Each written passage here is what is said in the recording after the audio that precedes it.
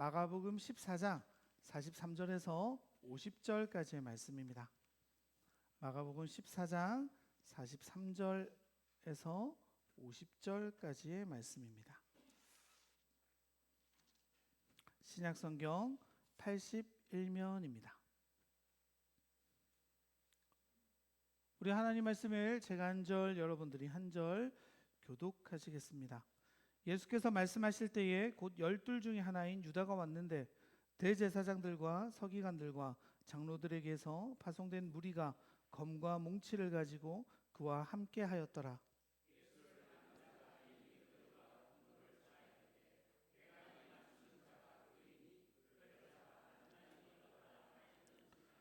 이에 와서 곧 예수께 나와 랍비여 하고 입을 맞추니 곁에 서 있는 자 중에 한 사람이 칼을 빼어 대제사장의 종을 쳐 그 귀를 떨어뜨리느니라.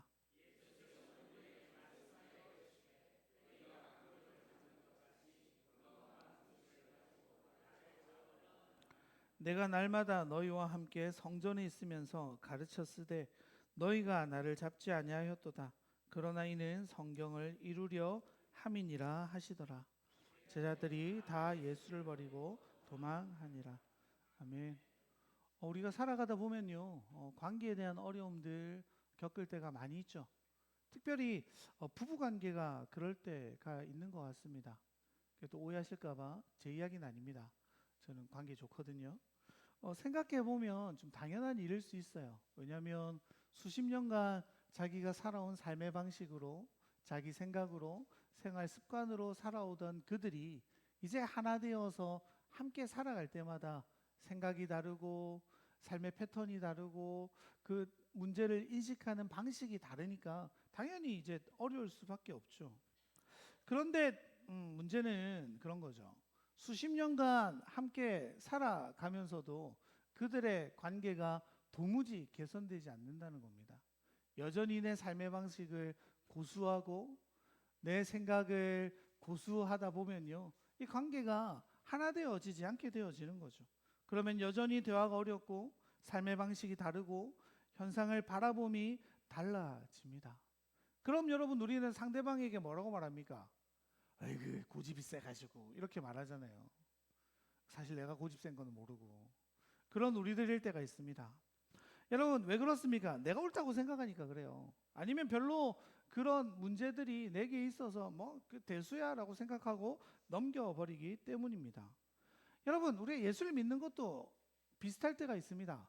예수를 잘 믿는다라는 게 뭔지를 좀 생각해 보면요, 나의 고집을 꺾고 주님의 말씀을 따라 살아가는 삶인 거죠. 내가 믿어온 가치를 부정하고 내가 이때껏 소중히 여겨왔던 것들이 아님을 깨닫고 주님의 뜻이 무엇인지, 주님의 말씀이 무엇인지, 내 생각을, 내 가치를 거기에 끼워 넣는 게 우리의 신앙생활의 성장인 겁니다. 예수님께서는 베드로, 야고보, 요한을 데리고 겟세마네 동산에서 기도하시죠. 그런데 기도할 때에 12 제자 중에 하나인 유다가 주님을 찾아오게 됩니다. 그런데 유다가요, 혼자 오지 않잖아요. 누굴 데리고 옵니까? 수많은 무리들과 함께 오는데 그들의 손에는 검과 몽둥이가 들려서 주님을 체포하러 오고 있습니다. 예수님께서는요, 그 유다가 자신을 배신하지 않도록 충분히 경고하셨잖아요. 네가 나지 않았으면 더 좋을 뻔했을 정도로 이 일은 좋지 않은 일이야. 너희들 제자 중에 하나가 나를 팔 거야. 주님은 계속해서 제자들에게, 특별히 유다를 향해서 주님은 경고하셨죠. 그리고 유다의 발을 씻겨가며 주님이 그를 얼마나 사랑하시는지 보여주셨습니다. 그러니까 주님은요, 유다가 돌이키기를 원하셨지만 끝끝내 어떻습니까? 유다는 자신의 뜻을 따라 적극적으로 주님을 배반하기로 결정합니다. 여러분, 생각해 보세요.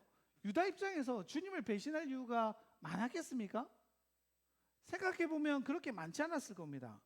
그는 12 제자 중 한 사람이고 그 중에서도 신뢰받는 제자였음에 분명합니다. 뭘 보면 알 수 있냐면 유다가 12 제자 중에 뭘 맡았습니까? 돈계를 맡았어요. 여러분, 돈을 아무한테나 맡깁니까? 여러분, 우리 교회 딱 세 가족 왔는데 세 가족한테 우리 교회 재정을 맡아주십시오, 이렇게 하지 않잖아요, 여러분.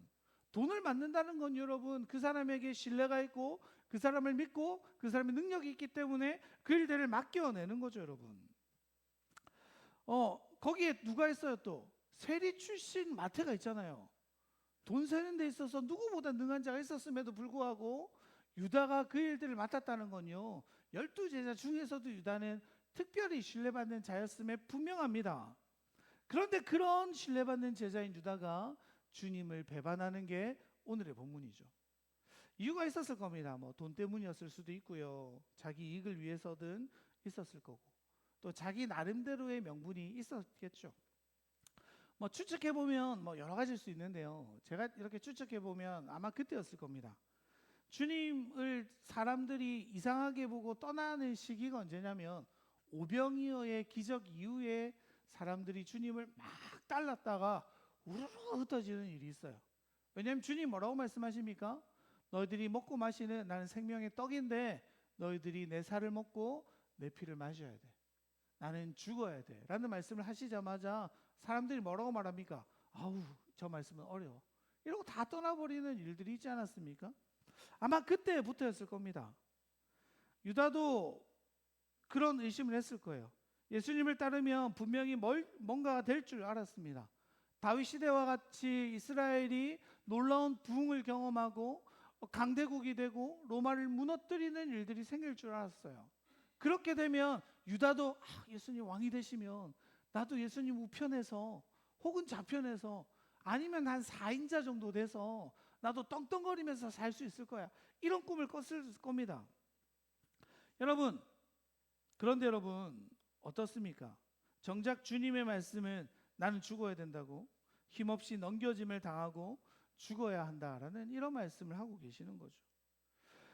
여러분, 유다가 그 말에 얼마나 낙심했겠습니까? 3년간 주님이 왕위를 잡으시기를 간절히 기대하며 저거 하나 보면서 가난하고 힘들고 어려운 그 길을 이때까지 따라왔는데 죽겠다고요? 그럼 나는 어떡하라고? 여러분, 이게 아마 유다의 마음이었을 겁니다. 주님을 따랐던 목적이 드러나죠. 유다는 어떻습니까? 주님을 나의 주인으로 모신 겁니까?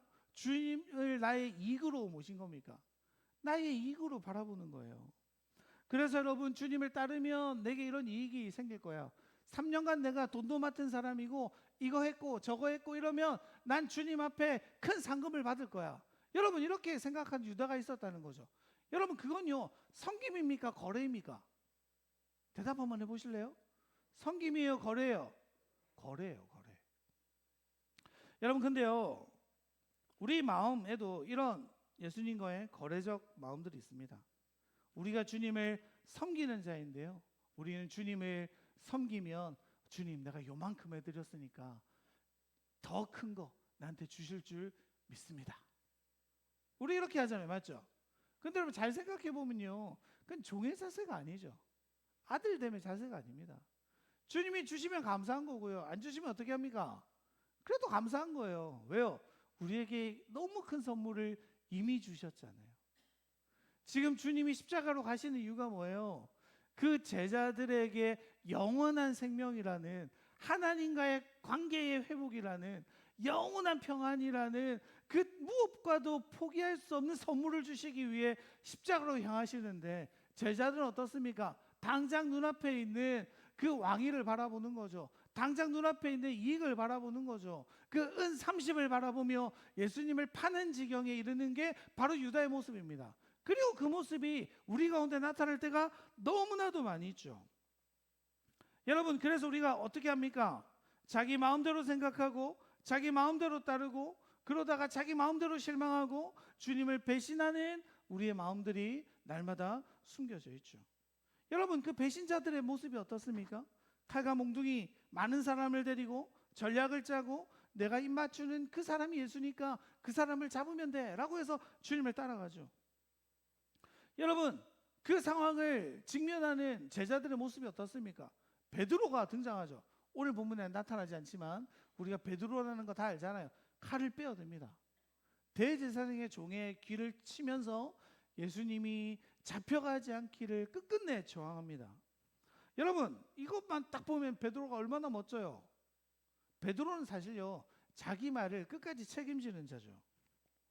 주를 위하여 내 목숨을 버리겠습니다 라고 호언장담했던 그 아닙니까?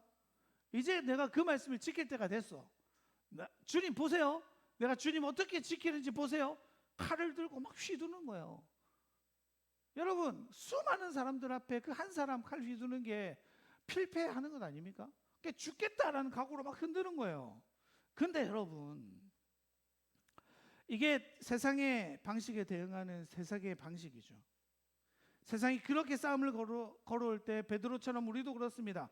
칼을 드는 게 마땅해 보이고, 칼을 들고 싶고, 칼을 들어서 내 앞에 있는 모든 방해물들을 무찌르고 싶은 게 우리의 마음이에요. 그런데 주님은 뭐라고 말씀하세요? 그러지 말라고 하시잖아요. 주님 그런 베드로를 향해서 뭐라고 말씀하세요? 우리 마태복음 26장 51절에서 54절 말씀인데요, 좀 긴데요, 제가 읽어드릴게요. 예수와 함께 있던 자 중에 하나가 손을 펴 칼을 빼어 대제사장의 종을 쳐 그 귀를 떨어뜨리니, 이에 예수께서 이르시되 내 칼을 도로 칼집에 꽂아라. 칼을 가지는 자는 다 칼로 망하느니라. 너는 내가 내 아버지께 구하여 지금 12군단 더 되는 천사를 보내시게 할 수 없는 줄을 아느냐? 내가 만일 그렇게 하면 이런 일이 있으라라 한 성경이 어떻게 이루어지겠느냐 하시더라. 여러분, 주님이 뭐라고 말씀하시는 거예요? 베드로야, 칼과 몽둥이를 들고 오는 그에게 칼을 들고 맞서는 건 다 같이 죽자고 하는 일이야. 그건 내 방식이 아니야. 지금 주님은 방금 뭘 하셨어요? 겟세마네에서 기도하셨잖아요. 이 잔을 내가 감당하기에 너무나도 무겁지만 주님의 뜻이라면 내가 기꺼이 그 일들을 걸어가겠습니다. 그러니까 여러분, 주님의 싸움은 뭐예요? 하나님의 뜻을 이루려는 싸움이죠. 내가 원하든 원치 않든 난 주님이 원하시는 길을 걸어가기를 원합니다. 주님이 가라고 하시는 길에 걸어가기를 원합니다. 그 일에 내가 잡혀가는 것이 예정되어 있사오니 나는 순종하며 잡혀가겠습니다 라고 이야기하는 거죠. 예수님은요, 하나님께만 기도하고 하나님의 뜻을 때로 살아가기로 원하시는 거죠. 하나님의 뜻을 계속해서 구하고 있는 거예요. 그리고 제자들에게 뭐라고 말씀하세요? 성경의 말씀을 이루려 함이니라. 모든 것이 하나님의 뜻대로 되어야 된다고 말씀하십니다. 그러니까 여러분, 예수님의 싸움은요, 혈과 육이 있는 게 아니에요. 우리가 이만큼 하면 이만큼 보상받겠다는 그런 율법으로 우리가 주님을 섬기기를 원하지 않으십니다. 주님은 우리에게 언제나 말씀하세요. 내가 너를 사랑해서 그냥 내가 너에게 다 주었어. 너희도 나를 사랑해서 그 사랑에 의해 움직였으면 좋겠어라고 우리에게 날마다 말씀하시는 거죠. 근데 제자들은 그러지 못했어요. 세상의 방식으로 주님을 바라보고요, 거래하는 마음으로 주님을 섬겼고요, 세상을 향해 세상의 방식대로 싸워서 승리하려고 했습니다. 그랬던 제자들의 모습이 어때요? 다 도망가 버리는 거죠. 여러분, 우리도 그럴 때가 있어요. 우리를 도망가고 싶게끔 하는 일들이 있습니다. 그때가 언제예요? 내 기도와 다를 때죠. 내 삶의 방식과 다를 때입니다. 내 싸움과 다를 때입니다. 주님이 그걸 나에게 요청하실 때 우리는 주님을 버리고 도망가고 싶은 우리를 발견하게 됩니다. 제자들의 모습이 우리의 모습이죠. 누구는 예수님을 잡아 죽이려 합니다. 누구는 도망합니다. 사실 이게 우리의 마음속에 있는 우리의 모습이죠.